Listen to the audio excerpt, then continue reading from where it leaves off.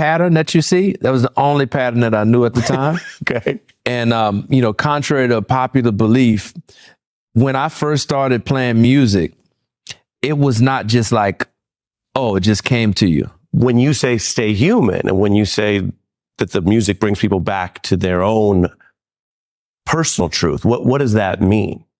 Well, there's so much that we go through and so much that has happened to culminate into us. Mm-hmm. Everything that we have lived through, sometimes we forget. Sometimes we lose connection to our own experience and thus the experience of the community and those around us and the world around us, because everything's moving at a mile a minute. There's so much information. There's so much stimulus. It's pushing us to the point where we have to just be present enough to make it to the next day, let alone reflecting on what happened yesterday, let alone reflecting on what happened last year, let alone our life and all of our lineage and the culture and everything we come from. So music has that ability in a single moment, just in the sound, in the beat of a drum, in the chord, a melody, a lyric. It just brings you to a realization of, wow, this is what we've been through. This is where we're going. This is who we are. Like, all of that is translated. It's the universal language, not just because you don't have to speak music to understand it and feel it, but it's universal in that it touches all of the universal human experience in one vibration.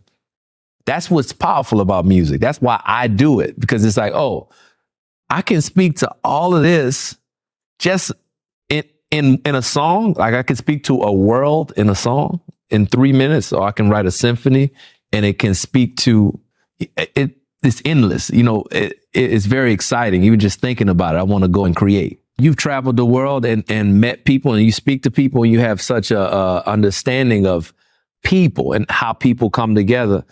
As a musician, that's our study as well. We're observing the world. We're observing how music has existed over the history of time and today, and how we're forecasting where it's going. And I think we're in a time where we need to get back to the root of what music has meant for so many cultures, for so many generations. We've almost we've forgotten what music actually is meant to do, or what it can do. And we're coming back around to it. So that's when I'm saying stay human. That's what it meant, when I was coming up with this philosophy in my 20s, when I first moved to New York, coming up here from Louisiana. I was like, what am I actually trying to say? You probe your artistry, you probe your identity to figure out, okay, what is it? Why am I on this stage? What do I want to share with these people? You know what I mean? Mm-hmm. And that was that was one of the things that kept ringing true. Oh, stay human.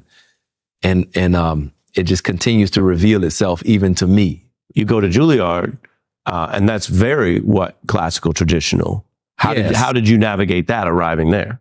Well, it was a very interesting time. There was an incredible shift in my life at the age of 16, when I decided, I wanted to leave New Orleans. I wanted to figure out where I could study. And I went to, all of the different auditions in New York, whether it's Manhattan School of Music, Juilliard School, all of the conservatories where there's a 1% acceptance rate.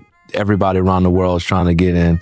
So that level of competition, that shift in thinking, okay, I'm leaving this structure of home and family and community to go into this place I don't know anybody.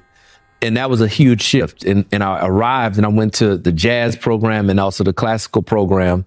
And there was a range of different levels of pushback and misinterpretation and misunderstanding. But ultimately, I love all of that, because it really is just, what are you made of? It shows you who you are, and it helps you to kind of define, okay, I gotta sculpt what I'm about. You design yourself. Nobody built like you. I know. Okay. I buy that. That's why there's no such thing as failure. Because? Well, the only failure is to not keep going. That's why this Tuesday and next Tuesday, if you keep going, then failure as a concept cannot thrive. It cannot live. It doesn't exist. Mm. So that's really cool. I like that.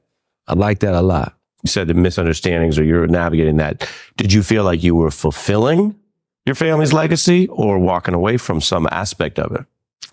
For me, it wasn't all bad and it wasn't all clear at the time. To me, it was just a intuitive, everything happens for a reason. I'm moving in this direction. A lot of great things are happening. I'm not gelling with the institution, you know, which is so funny. Now I'm on the board, but it's crazy to think back then, the culture of it wasn't necessarily giving me everything that I had expected or everything that I imagined it would be. You know what I'm saying? Sometimes it's a part of it. You got to let it be what it is. Because the thing about it is those are lessons. Those are moments of discovery. Right. But at the same time, it was tough. Well, that's what's interesting about the way people may know you now. First of all, Right. recently, last few years, right, there's been tremendous accolades. So that's a type of success. And people know you as someone who comes across as very resolved, Mm-hmm. integrated, grounded. Right. But you're telling us there were dichotomies and contradictions going through all this. I love just being myself in every room. Mhm. I just love it. I love being able to really be myself.